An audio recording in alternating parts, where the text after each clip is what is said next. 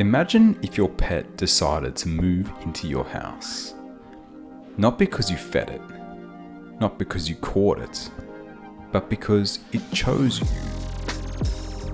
That's exactly what scientists believe happened around 10,000 years ago.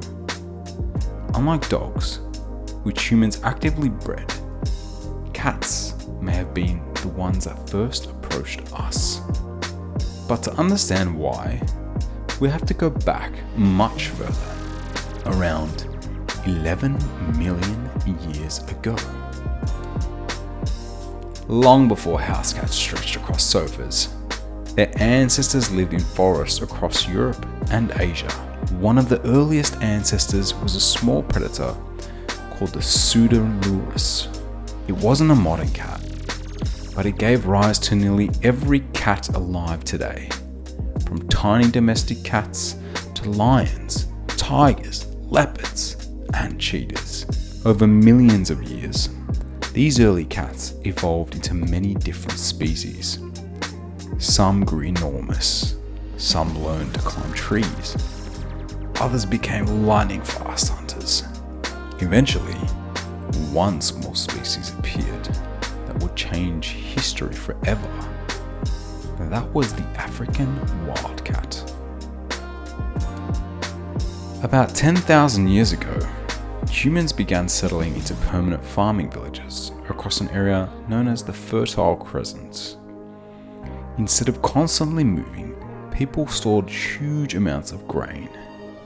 But grain attracted mice, and mice attracted something else: wildcats. Unlike wolves, these cats didn't need humans. They simply discovered that villages were full of easy prey. The boldest wildcats stayed in the villages, while the shy ones remained in the wilderness.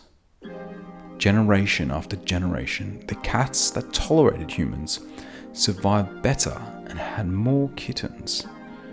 And without realizing it, humans had started one of history's most remarkable partnerships. Here's the crazy part. Scientists think humans didn't deliberately domesticate cats at first. Cats essentially domesticated themselves.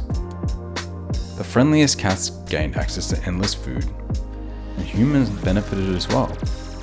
The cats kept rats or mice away from valuable grain and food storages. It became the perfect partnership. No training, no leashes, just mutual benefit. Even today, domestic cats remain much more independent than dogs because humans change them far less through selective breeding. As farming spread, cats spread alongside it. Thousands of years later, ancient Egypt transformed cats into something much greater. And over time, they became the symbols of protection, fertility, and good fortune. Many families treated them as treasured members of the household. The Egyptian goddess Bastet was even depicted with the head of a cat. Killing a cat could bring severe punishment. Some cats were even mummified alongside their owners. From Egypt, cats travelled on merchant ships across the Mediterranean.